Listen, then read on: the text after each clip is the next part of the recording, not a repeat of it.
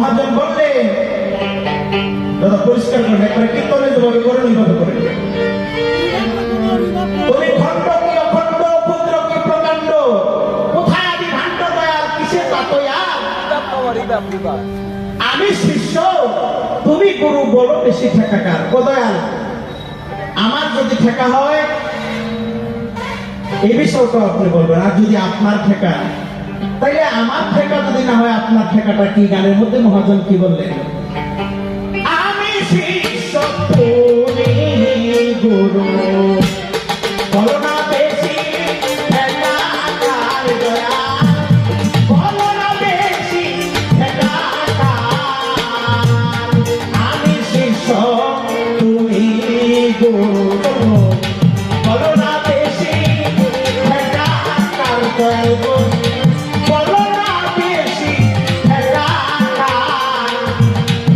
আমি শিষ্য তুমি গুরু।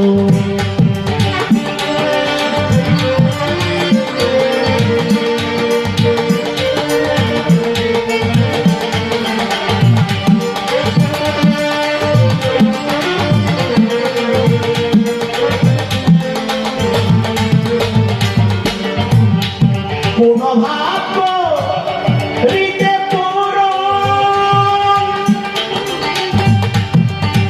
বাবা অসীম তুমি গুরু নামে করিলে ধারণ তোমার। কোন ভাগ্য হৃদে পূরণ,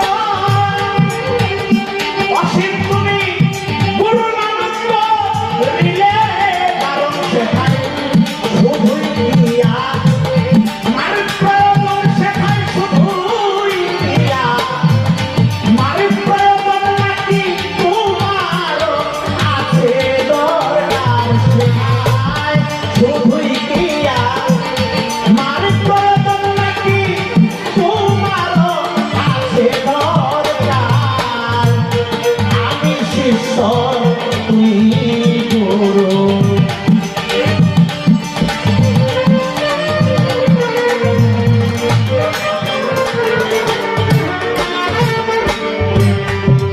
মহাজন বললেন কোন ভাগ করিতে পূরণ, সন্তান মজা পেলেন না তো, আগের মতো নাই। কোন ভাগ করিতে পূরণ, সাজলে তুমি প্রতীক পাবন, শুধুই কি আমার প্রয়োজন, নাকি তোমারও আছে দরকার? ও দয়াল, আমার দরকার, আমার গুরুর দরকার, কিন্তু তোমার ভক্ত বানাইতে হয় কোন দরকারে, কোন প্রেমে পড়ে, কার গায়ে পড়ে তুমি এই জগতে গুরু নাম ধারণ করলে? আমার এই বিষয়টা একটু জানা বোঝার দরকার।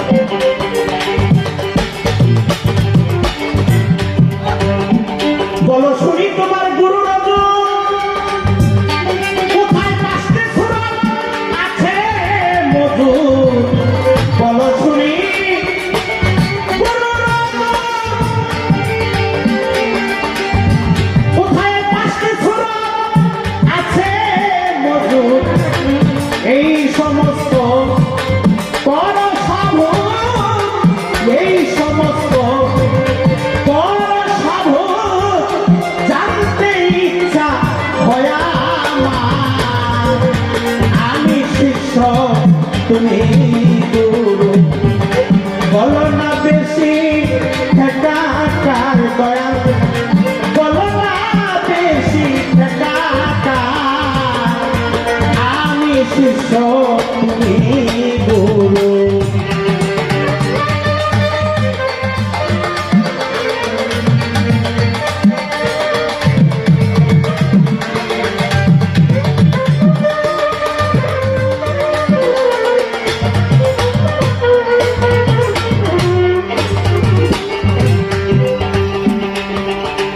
মানব দেহে মহাজন বললেন আত্মা পাঁচটা, একিন পাঁচটা, পঞ্চবজুত পাঁচটা, মানব দেহের সুরত পাঁচটা। আমি আমার বাবার কাছে জানতে চাই, একটা অসীম দেখলাম আর চারটা দেখা তো হয় নাই। অজুত পাঁচটা, নফস পাঁচটা, একিন পাঁচটা, আত্মাও যদি পাঁচটা হয়, তাইলে পাঁচটা সুরতের একটা অসীম দেখলাম আর চারটা কোন জায়গায়? চারটা অসীম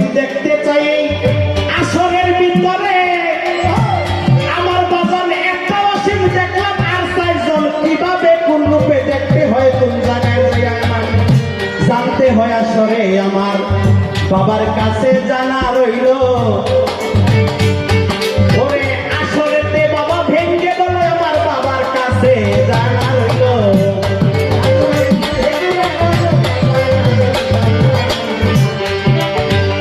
তোমার নফস হয় পিতার আত্মা বলো তাহার আসল সত্তা তোমার নফস হয় পিতার আত্মা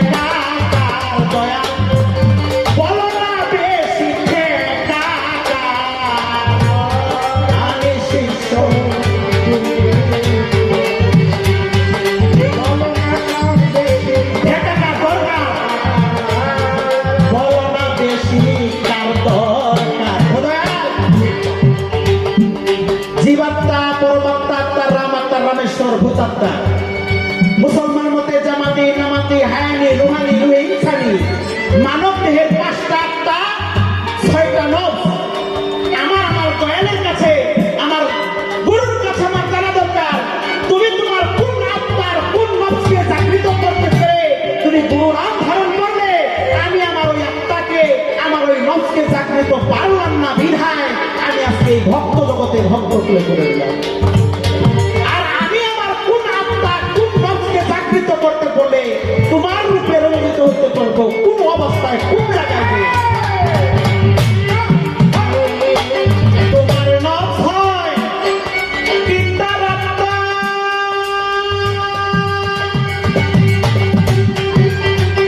বাজান গো তুমি বলো না তোমার আসল সত্তা তোমার নফস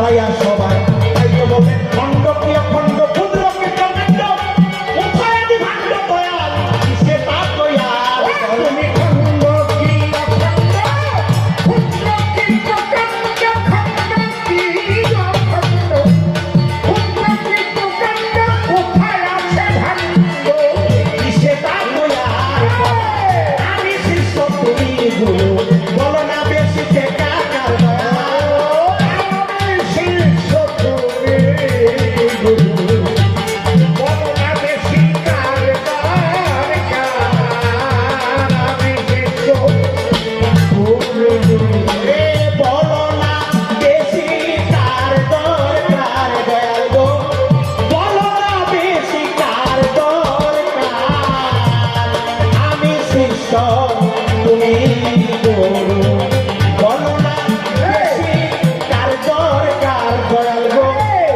বলো না বেশি কার দরকার বাবা শিষ্য না থাকিলে ভাবে গুরুর মূল্য কে আর দেবে জয় গুরু জয় গুরু থাকিলে ভাবে এই সব গুরুর মূল্য কে আর দেবে গুরুর গুরুগিরি সব শুকে যাবে গুরুগিরি শুকে যাবে তাই শিষ্যেরই বেশি দরকার আমি শিষ্য তুমি গুরু বলো না বেশি টেকা কার দয়াল বলো না বেশি টেকা কার শিষ্য তুমি গুরু বলো না বেশি টেকা কার দয়াল গো বলো না বেশি টেকা কার আমি শিষ্য তুমি গুরু সেই গুরু নিতাই গৌর প্রেমানন্দ হরি হরি বল। বাবার চরণে আমি একটা ভক্তি দিচ্ছি জয় গুরু কি আমি কেমন দোহার কি বললাম ওনার মতন সাধকের ছোঁয়া এত সহজে পাওয়া সম্ভব হয় না আমার জন্য ধন্য আপনাদের সর্বসাধক চরণে আমার ভক্তি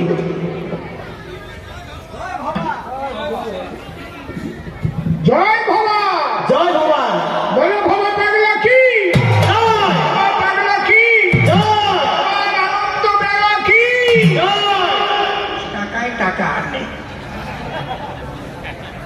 টাকায় টাকা আনে না ঈশ্বরে করল না 1000 টাকা হরি বল কায়দা কত সমাজে করিয়া পাও মাঝি ভান্ডা মানা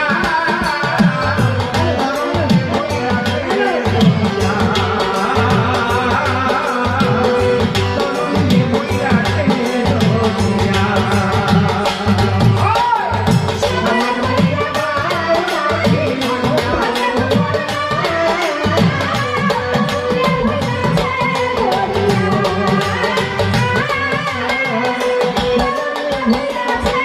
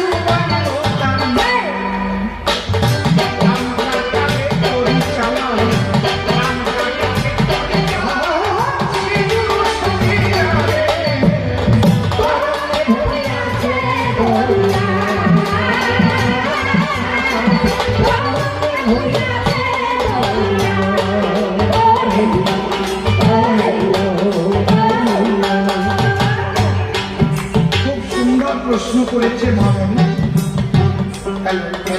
তো আগে সে কোনটা রাখে কোন চেক চেক যে যুবক ছেলেরা বিয়ে করে তাদের অসময়ে করি ডুবে মরে। এই মরার থেকে বাঁচার উপায় এই যে করি সাধক দেহ করির কথাই বলেছে। সাধক বিভিন্ন ভাবে গান লেখেন, কখনো এই দেহকে তরি দিয়ে যে পূজাতে চান।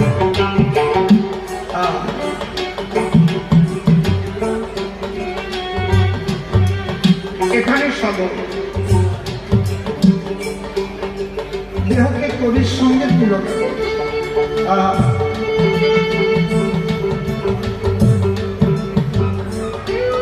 এবং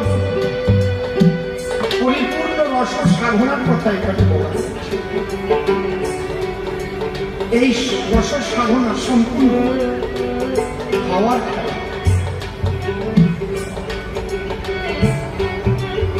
এই হাওয়া আমাদের নাসিকা রন্ধ্র দিয়ে ইড়া এবং পিঙ্গলা এখান দিয়ে কিন্তু হাওয়া যাতায়াত করে, কিন্তু এর মধ্যে একটা প্রাণবায়ু হচ্ছে। মানুষ মরে গেলেও কিন্তু হাওয়া ঢুকে পেট ফুলে ওঠে।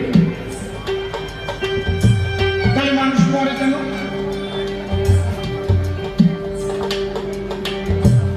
তাহলে হাওয়ার মধ্যেই এমন একটা হাওয়া আছে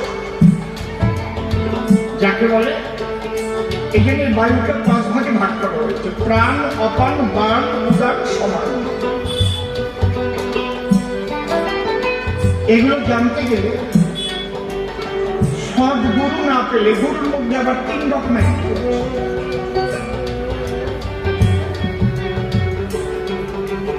একটা হচ্ছে জ্ঞানের গুরু, একটা হচ্ছে যোগের গুরু, আরেকটা হচ্ছে প্রেমের গুরু। ভাগ্যবশত সেই প্রেমের গুরু পেয়েছিলাম, শিশি ঠাকুর ভালো পাগলাম।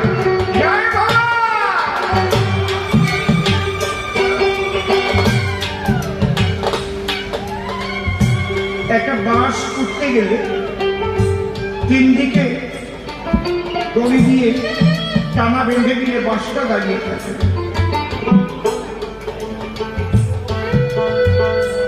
জ্ঞান বাদ দিলে হয় না, যোগ বাদ দিলেও হয় না। এই কোর্সগুলো কমপ্লিট করে তারপরে প্রেমের ঘরে দিতে। এই জন্য শ্রী শ্রী চৈতন্য চরিতামৃতে লিখেছে, শাস্ত্র যুক্তি সুনীতিম দৃঢ় শ্রদ্ধা যার। শাস্ত্র যুক্তি সুনীতিম দৃঢ় শ্রদ্ধা যার, গৃহ উত্তম ভক্ত জগৎ মাতা। শুধু আবেগে ভক্ত হলে কি হয়? সে ভক্তি টেকে দিতে, কারণ ওরা ভক্তি আত্মসুখে ভক্তি। তার যখন ভীষণ কোনো বিপদ আসে তখন ঈশ্বরকে দোষে,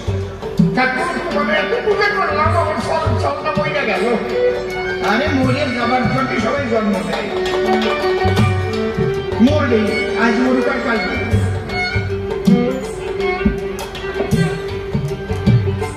জ্ঞানের প্রদীপ শুধু জ্ঞানী যারা, জ্ঞানের যে আলো, ওই আলো কামের ঝড় এলে নিভেও যেতে পারে। এই জন্য জ্ঞানীদের পতন হয়, যোগীদেরও পতন হয়। কিন্তু প্রেমের আলো শর্তের মাথার মনির মতো ঝড় বাতাস শেষে আলো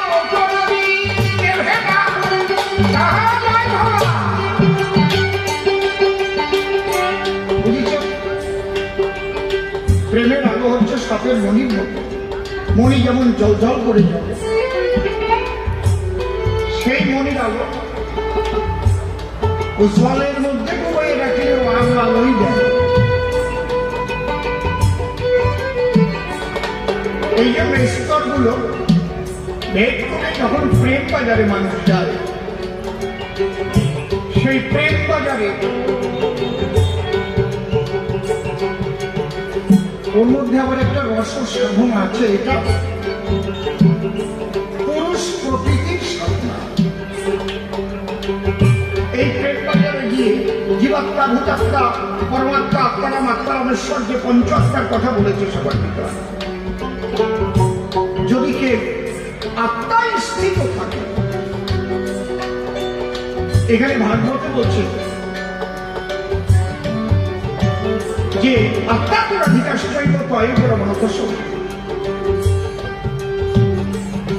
সেখানে জীবাত্মা রাধা হয়ে পরমাত্মা কৃষ্ণ তার সঙ্গে মিলন হয়ে তারা সেখানে পরমানন্দে থাকে। কিন্তু যদি কেউ লীলারস আস্বাদন করতে চায়, এই যে কৃষ্ণের রাসলীলাটা শ্রেষ্ঠ কেন? আপনি আমি বহুবার জন্ম নিয়েছি, যদিও ইসলামে জন্মান্তরবাদ মানে না, আবার মানে, কারণ বলা হয়েছে নবীজি সেই ফুল ছিলেন, ময়ূর ছিলেন, তাই না? তাই এটা তো জন্মান্তরবাদের মধ্যে পড়ে গেল। ফুল থেকে যদি ময়ূর হয়, ময়ূর থেকে যদি পরপর জন্মান্তরবাদ হয়ে আসে, তাহলে জন্মান্তরবাদ যে নেই এটা কিন্তু আপনি দাঁড়িয়ে রাখতে পারবেন না। ওর ছেলেটা 7 বছর বয়স, সেভাবে লহরা বাজালো তবলা, আমি তো অবাক হয়ে গেছি, কি এক জন্মের না?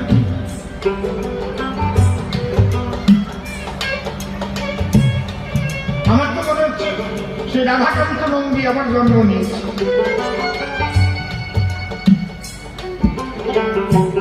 সৌধের নিশিবাবুর নাতি এখনই বানায় বানায় গান গায়, বয়স কত?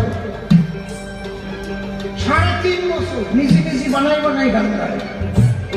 আমার তো মনে হয় সব যে অনাদিবাবু আবার এসে ওনাকে খুব ভালোবাসত, জন্ম নিয়েছে। ছোট্ট একটা বাচ্চা ছেলে, সে গান গাইলে মানুষকে আকুল করে তোলে। কোন বুড়ো মানুষ সারা জীবন করে চেষ্টা করলো, সারে গাওয়া নিশাতি পারে না। আগের জন্ম এগুলো থাকে, এগুলো হয়। এই জন্য আমাদের সনাতনী শাস্ত্রে লেখা আছে, পূর্ব জন্মে থাকে যদি সাধু সংস্কার, দেখিতে শুনিতে হয় তা বৈষ্ণব আচার। এক জন্মের মানুষ দেখা যায়, বোঝা যায় যে এক জন্মের মানুষ হচ্ছে।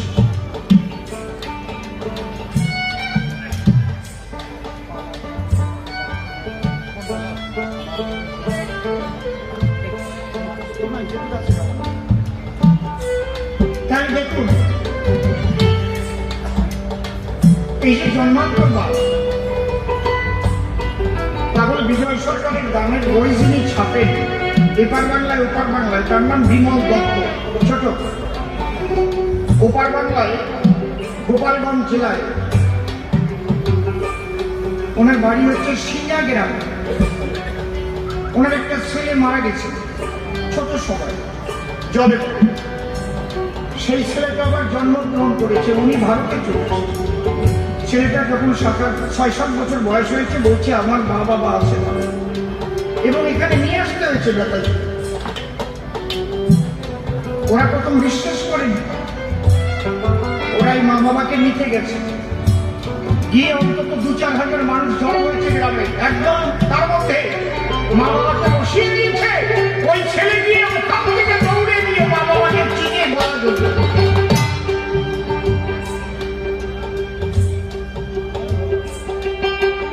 এখনো আছে সেই ছেলে, এখন লেখাপড়া শিখেছে, নাম বিবেকানন্দ।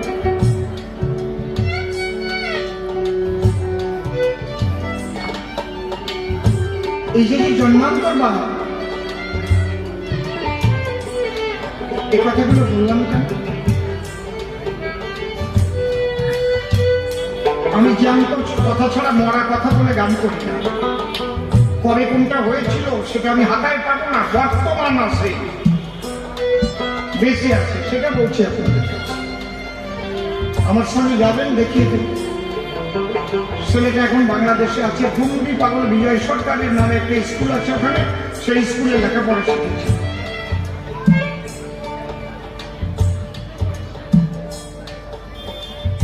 তাকে বলা হয়েছে তুই ওখানে কেন এইভাবে জন্মগ্রহণ করলি? বলে আমি ওই মা কালীর মন্দিরে বহুদিন ছিলাম, ওরা খুব কান্নাকাটি করেছিল, এই জন্য ওদের ঘরে আমি জন্ম নিয়েছি। আমি চেষ্টা করেছিলাম ওই ঘরে জন্ম নেওয়ার, কিন্তু ওদের প্রত্যেকটা ফ্যামিলির প্রত্যেকটা যে বউ আছে ওরা লাইগেশন করে ফেলেছে। এই জন্য আমি যেতে পারি, জন্ম নিতে পারি। আমার ইচ্ছা ছিল এই বংশে আবার জন্ম নেওয়ার। দেখেন, আমরা সবাই কিন্তু সনাতনী মতে বিভিন্নভাবে জন্মগ্রহণ করতে করতে মানব জন্ম পেয়েছি। আমাদের সনাতনী মতে বলছে ৮০ লক্ষ জন্ম করে মানব জন্ম ধরে ঘরের হাটে এলাম মোড়ে করতে হতো। ছোট ছোট স্থাবর ৩০০ লক্ষশ্চ জলজনব লক্ষপন ক্রিমিয়া ১০ লক্ষশ্চ রুদ্র লক্ষণ ও পক্ষিণ ৩০০ লক্ষস্তু পশু। স্থাবর অস্থাবর যা কিছু দেখছি ৩০ লক্ষবার জন্মেছি আমি। স্থাবর ৩০০ লক্ষশ্চ জলজ ৯ লক্ষপন, জলের প্রাণী হয়েছি ৯ লক্ষ, ৩০ আর ৯ 39। আর স্থাবর ৩০০ লক্ষশ্চ জলজ ৯ লক্ষপন, ক্রিমিয়া ১০ লক্ষশ্চ, কৃমিকীট ১০ লক্ষবার, রুদ্র লক্ষণ ও পক্ষিণ আর ১১ লক্ষবার পাখি। এই যে ৬০ লক্ষ হয়ে গেল। আর ২০ লক্ষস্তু পশু, ২০ লক্ষবার পশু। তারপরে মানব জন্ম পেয়েছি। আচ্ছা, এত জন্ম নিরাকার আল্লাহ বলুন, ব্রহ্ম বলুন, এত সব জন্মাজন্মি কেন বলেন তো? সমস্ত রসের চাইতে কোন রস শ্রেষ্ঠ জগতে? আখের রস না খেজুরের রস না আঙুরের রস না আপেলের রস? কোন রস শ্রেষ্ঠ? দেখি কেউ বলতে পারে? বলে কি রস? সিঙ্গার রস। সিঙ্গার রস হচ্ছে শ্রেষ্ঠ। এই সিঙ্গার রস আমি আস্বাদন করতে গিয়ে আমার মৃত্যু হয়েছে প্রত্যেক। কুকুরও সিঙ্গার করে, বান্দরও সিঙ্গার করে, এত পোকাও সিঙ্গার করে, মাছও সিঙ্গার করে। কি জানা? কিন্তু ওদের মধ্যে ওই ক্ষমতা নাই যে পিতৃধনকে রক্ষা করে ওরা সিঙ্গার করতে পারে। মানব জন্ম শ্রেষ্ঠ কেন?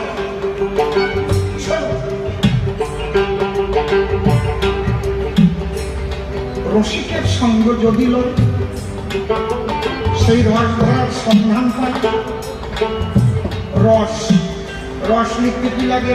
দন্তস্ব, এর মাঝখানে একটা আকার দিলে কি হয়? রাস হয়ে যায়। রসে যখন আকার ধরে রাস বলে বলে ধরে।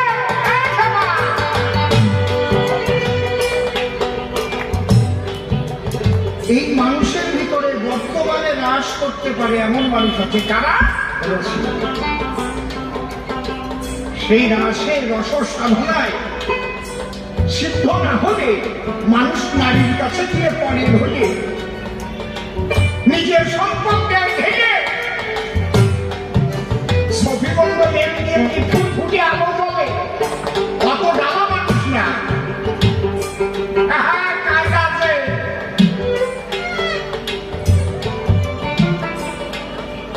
এখান থেকে তুমি বাঁচতে চাও, রসিকের সন্ধান দাও। রসের সাধন শুভ সর্বত্র মতিসে নিগুড় রস। যখন সাধন করিবে তখন নিবে শ্বাস। একদিনে হবে না রেওয়াজ। আমি কি একদিনে গান গাইতে পারছি?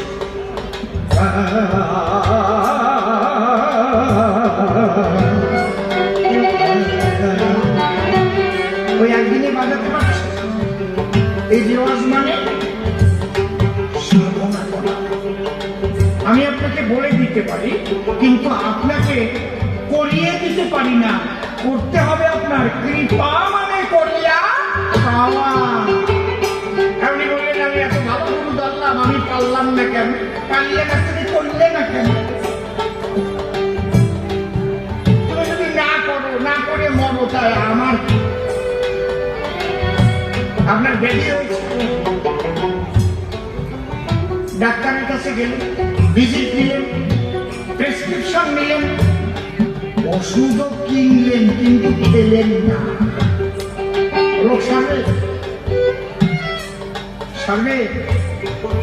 ডাক্তার যেভাবে আপনাকে ওষুধ অ্যাপ্লাই করতে বলবে, তোমার প্যারাটাইফয়েড রয়েছে বাবা, তোমার অম্বল আছে, তোমার শরীর দুর্বল আছে, তোমাকে এই কয়টা ওষুধ দিলাম, এন্ট্রোমাইসিন 500 mg ক্যাপসুল দিলাম। এটা সকালে খাবার পরে, দুপুরে খাবার পরে, রাত্রে খাবার পরে, ডেলি 3টে করে খাবার, 12টাই কিন্তু কোর্স। এর একটা যদি বাদ যায় আবার 12টা। আর যদি জ্বর ওঠে 100-র উপরে 100 হয়, তাহলে এই প্যারাসিটামল 650টা খাবার সেই সময়।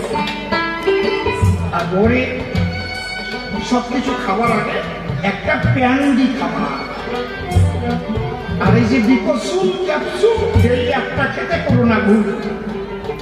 আমি টাকাও দিলাম, ডাক্তার দেখালাম, প্রেসক্রিপশন আনলাম, ওষুধ কিনলাম, খালাম না, ডাক্তারের দোষ। এক গুরুদেবের কাছে এক নাস্তিক দিয়ে বলছে, ও গুরুদেব, তোমাদের গুরুদেব তো হাজার হাজার লক্ষ লক্ষ, তোমাদের মতো গুরুদেব খালি পরের বাড়ি যাও আর পরের বার খা, মানুষ ভালো হয় না কেন?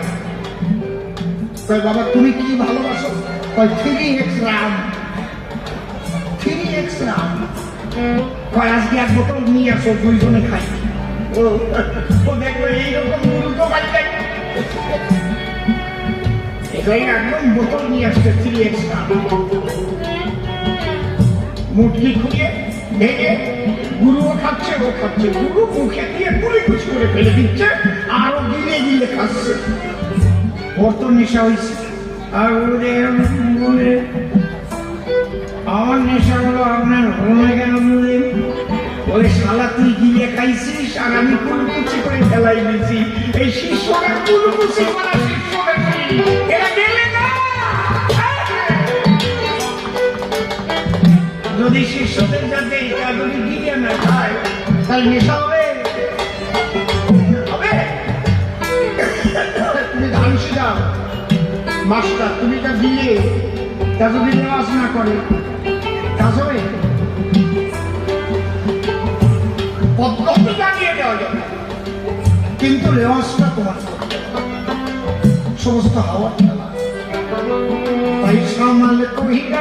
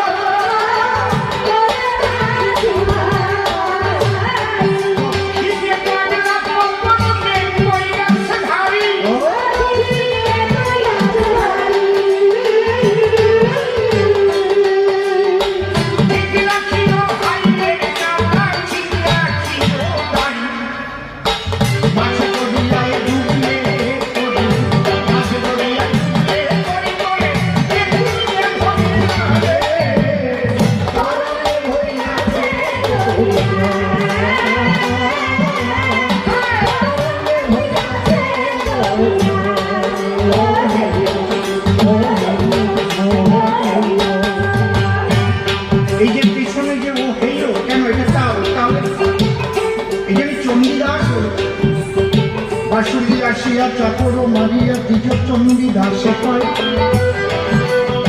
সহজ ভজন কর হয়ে গাজন ইহা ছাড়া কিছু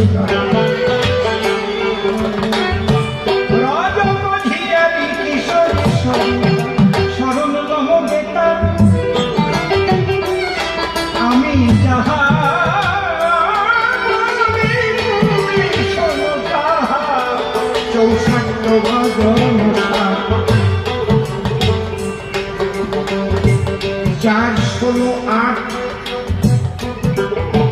আর 32 ষোলো 64 32।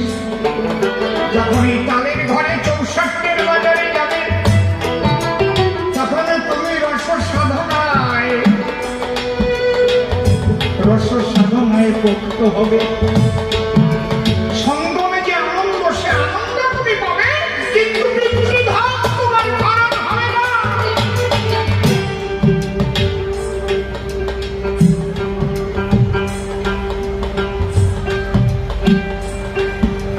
এই জন্য বলছি, তোমার কিন্তু অনেক শক্তি আছে, চারিদিকে তরঙ্গ, বিভিন্ন রকমের শক্তি আছে, ওরা কিন্তু তোমাকে কামড়াবে। ঠিক রাখিও হাইলের কাটা, ঠিক রাখিও দাঁড়ি। হাইলের কাটাটা হচ্ছে মন। এই মনটাকে ঠিক রেখে জায়গা মতো, দেহ রেখে রূপ না গড়ে, মন রেখে স্বরূপে বল। দেহ রেখে রূপ না, মন রেখে স্বরূপের ভরে আলোকের ভাব রাখো ধরে, তারে বলে রসিক সুজন।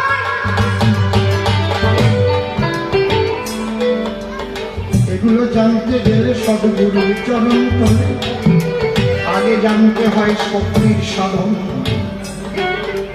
এই যে মানব দেহ কর নিরীক্ষণ, চতুর্বিংশ শতাব্দীর অবজেতে গঠন, পঞ্চভূত স্বরূপে করিয়া তাহার দশে মিল লইবে ধরিয়া, মহাভূত অহংকারে সহকারে মন, এই 24 তত্ত্বের মানব দেহে বিগঠন।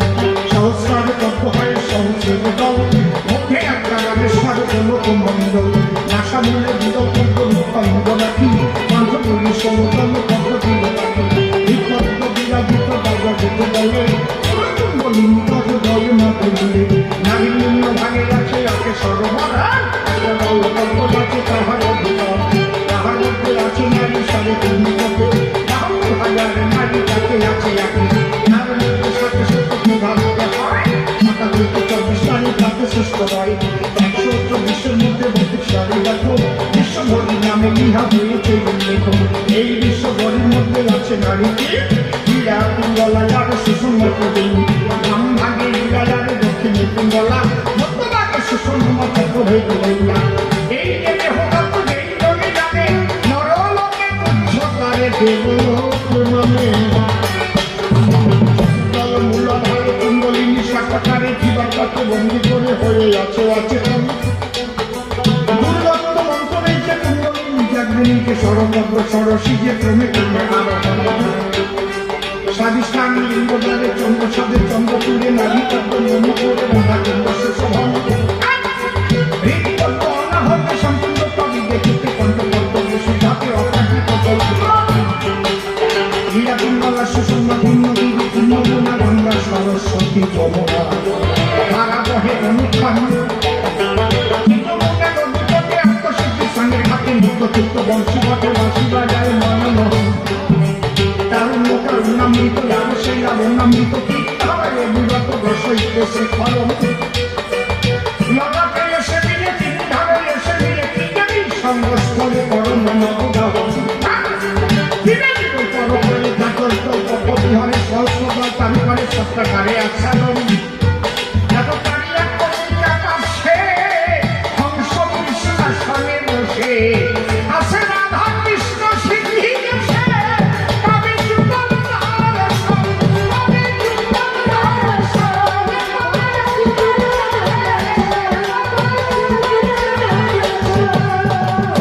ওই যে তুমি দেখো অন্ধকার, কিন্তু যেখানে আলো জ্বলে সব সময়, সে আলো দেখার সাধ্য নাই তোমার, দেখতে পাবে সেই দিন, মা জাগ্রত হয়ে কোলে করে নিয়ে যাবে সেই দিন। তাহলে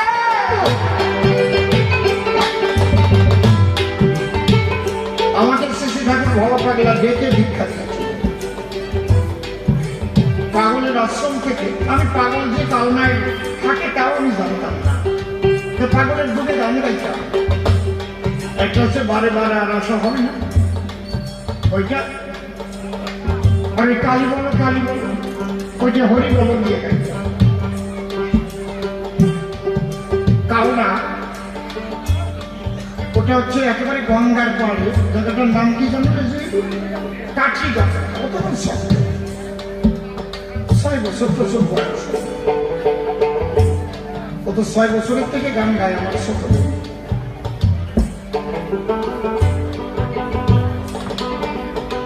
ওখান থেকে 1.5 কিলোমিটার হবে পাগলের রাস্তা। আমি কোনোদিন জানি না। 2 ব্যক্তিকে পাগল পাঠিয়ে দিয়েছে। একজনের নাম এখন হয়েছে সুমেশানন্দ গিরি, যে ছিল সদয় সান চৌধুরী, সদয় সুখচরে আশ্রম। ওকে পাঠিয়েছে, ক্যান্টিনে চেহারা ছিল। আর পঙ্কজ খুব সম্ভব চ্যাটার্জি কি ব্যানার্জি এরকম হবে, নিরিসিংহ গোপাল। 2 গিয়ে আমি ওদের নিয়ে ভাই বোন নিয়ে, বাবাও আছে, ওদের গান শেখাচ্ছি কীর্তন গাই। ওই 2 দরজায় দাঁড়িয়ে বলছে এখানে অসীমকে বাবা পাগলা ডাকছে। বাবা পাগলা কোন বাবা? ওই যে বারে বারে আর আসা হবে না, যে বাবার গান গাই। হ্যাঁ, সেই বাবা পাগলা আমাকে পাঠিয়েছে।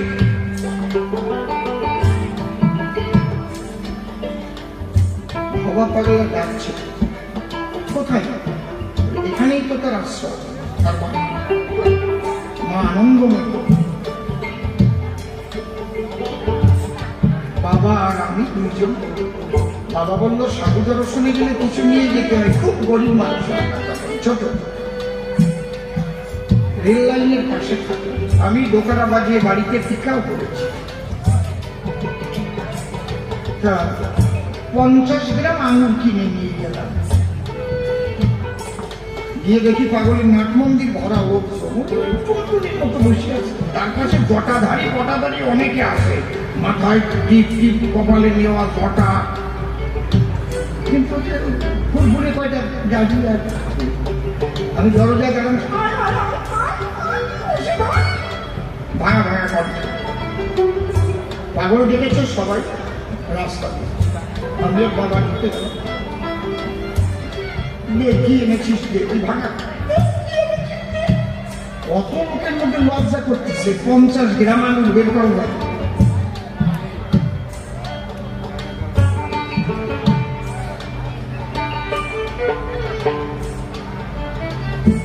পুরানো স্যুট প্যান্ট কাটে একটা দর্জি দিয়ে ব্যাগ তৈরি করা, সাইড ব্যাগ। ব্যাগটা টান দিয়ে পাগল নিয়ে বলবো দিবি না, নিয়ে ওইটা বলছে ব্যাগ সুদামার খোঁজের লাগবে। ওই ঠোঁটার মধ্যে 50 গ্রাম আঙুর ছিল। ওখান থেকে প্রত্যেককে আঙুর দিল, অন্তত 150 ভক্ত ছিল। সবাই আঙুর পেল, কিন্তু ঠোঁটার আঙুর একটাও কমে নাই। ঠোঁটা ভালাই আছে রে।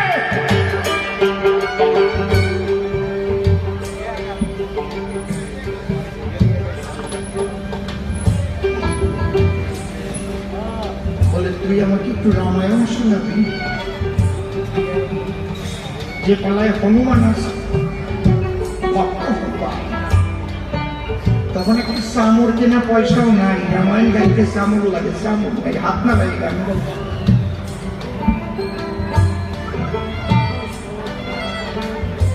পাগল আমার হাত ধরে সারা মন্দিরটার ভিতরে ভিতরে ঘুরালো। শ্রী শ্রী চৈতন্য মহাপ্রভুর চরণ ধুলি একটা শিশির মধ্যে ছিল, ওটা আমার মাথায় দিল। যেন কত জন্মের আপন। মন্দিরের মধ্যে অনেকগুলো চামড় ঝুলানো ছিল মায়ের মূর্তির বারবার পর দিয়ে। আমি মনে মনে ভাবছি, শুধু শুধু চামড়গুলো রেখেছে, ওইরকম একটা চামড় যদি আমি পেতাম তাহলে রামায়ণ গাইতে সুবিধা হতো। মনে মনে পাগলকে প্রণাম করে চলে এলাম। পরের দিন, ওই দিন রাত্রে ওখানে গান গেয়ে পরের দিন দল নিয়ে গেলাম। পাগল বসে আছে রামায়ণ গাইতে। আমি গিয়ে পাগলকে প্রণাম করেছি, একটা লাল শালু পরে। ওর এক পাশ দিয়ে ঢাকা ছিল। তো আমি যখন প্রণাম করেছি, চামড় বের করে বলছে, শালা মায়ের কাছে চামড় চেয়েছিস, চামড় প্রাণ ভরে গান গা, চামড় ধরিয়ে গান গা। আর কি গান গাওয়া যায়? আমি পাগল খুঁজছিলাম। তার আগে অনেকবার আমাকে অনেকে দীক্ষা দিয়েছে, আমার মনে লাগে। আমি গুরু গীতা পড়ে দেখলাম, তাতে লেখা আছে মধুমুগ্ধ যথা ভিঙ্গ পুষ্পাত পুষ্পান্তরদ বোঝে, মধু মধু পেয়াছি, মধু পাওয়া অলি যেমন ফুলে ফুলে ভরে, কোন ফুলে মধু আছে, যে ফুলে মধু পায় না সে ফুলে বেশিক্ষণ থাকে না, যে ফুলে মধু পায় সেই ফুলে মধু খায়। মধুমুগ্ধ যথাবৃন্দ যেমন পুষ্পাত পুষ্পান্তরাত বোঝে, জ্ঞানলুব্ধ তথা শিষ্য গুরুর গুরুবন্তরাত বোঝে। গুরু ত্যাগ করে যায়, তুমি যা আকাঙ্ক্ষা করছো যদি তা না পাওয়া যায়। আমি খুঁজছিলাম পাগল, পাগল মানে বেদাতি, বেদ বিধির উপরে গিয়ে যে প্রেমানন্দে হয় হরি হরি বল। তার ক্রিয়াকর্ম না বুঝে তাদের মানুষ পাগল করে। সে যে বেদাতি, বিধিমার্গের উপরে ব্রজ প্রেমের, এই জন্য পাগল বলেছে শ্যাম আমার সর্বঙ্গ, মন্দির আমার রাধা রানী, আমার নয়ন যমুনা বহিয়া যায় রে, শুনে রাধা রাধা বঞ্চিত। গাইলাম কালকে কীর্তন শোনাবো, ওই যে সংসারে বসে ছেলে পেতে দিছিল না দাতা কর্ম,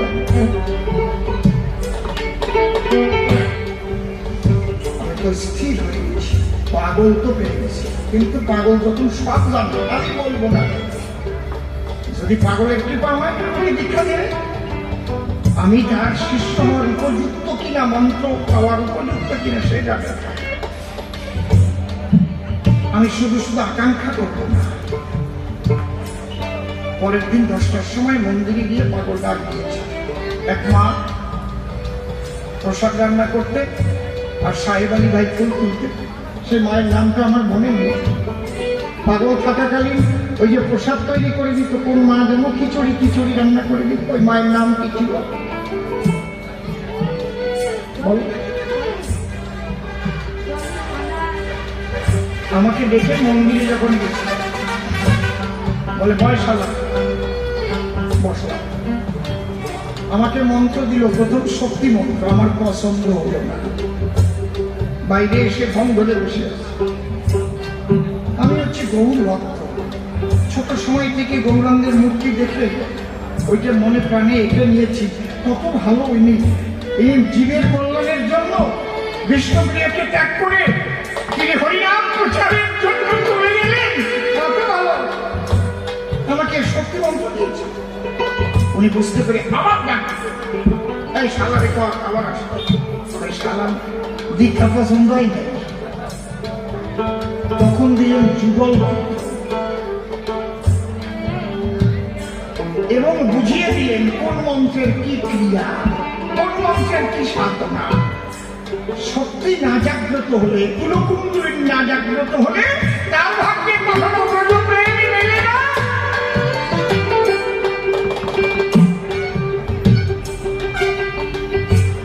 দক্ষিণে পারে না বাবা, মেঘ পড়িয়াছে ভারী,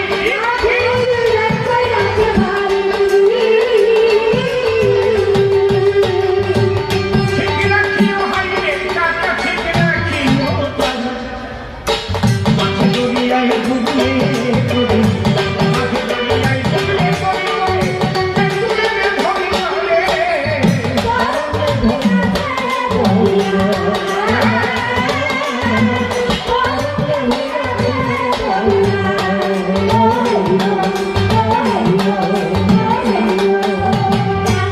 পাগল সব শিখিয়ে দিবে।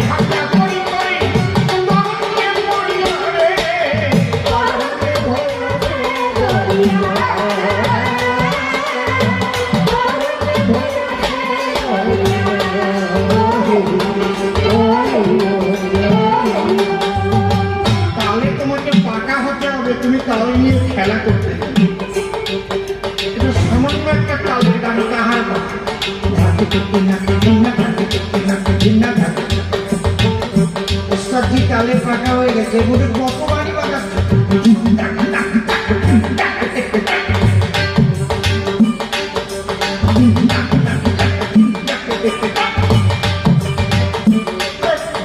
একবার পোকা পাখি পাচ্ছে।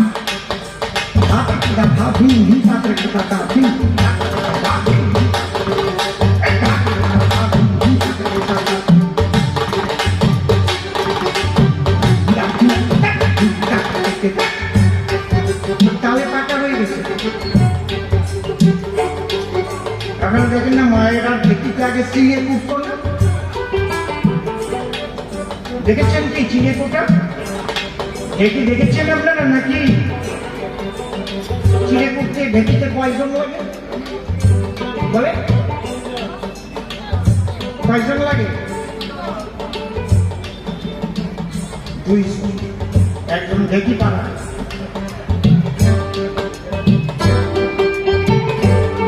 আর একজন সামনে বসে এক হাত দিয়ে আইলে দেয় আর এক হাত দিয়ে ধান ওষে। আমরা বলি আইলে দেওয়া, আপনারা কি করেন? ওই যে খুঁচে খুঁচে উঠে দেয় না হাত দিয়ে, ওইটা কি করেন?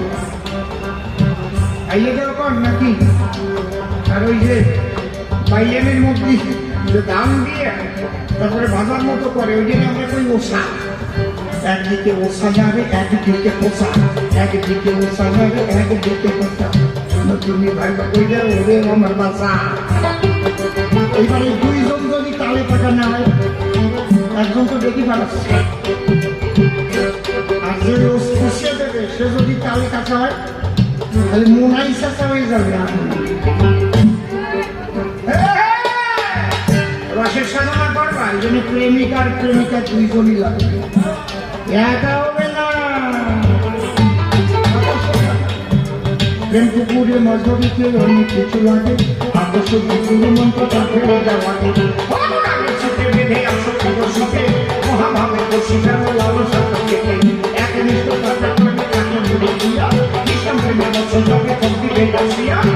দুরাগের সিটে ধরে দিচ্ছে প্রিয়তা, তবে তোমার মৎস্য ধরা দাবি অবস্থান। আমি বলে মৎস্য ধরা থেকে যদি মতে আগে তোমার শিখতে হবে পরো কি আরতি।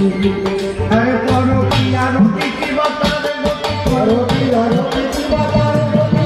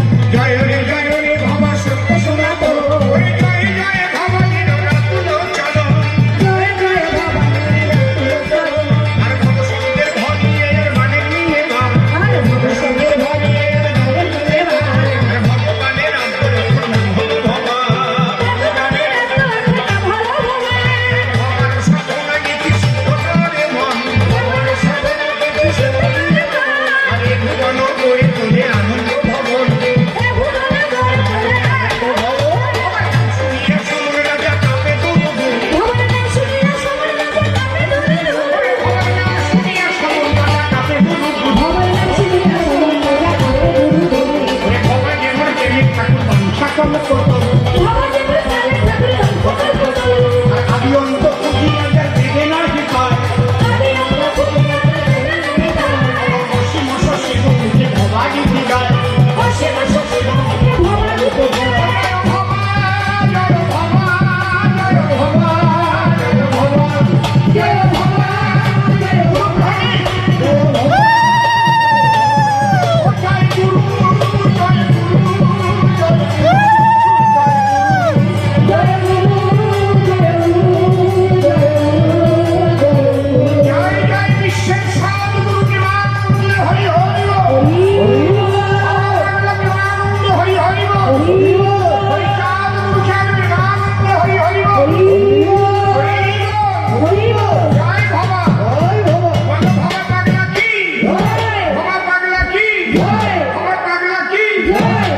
সবাই ভালো থাকবেন, সবার মঙ্গল হোক।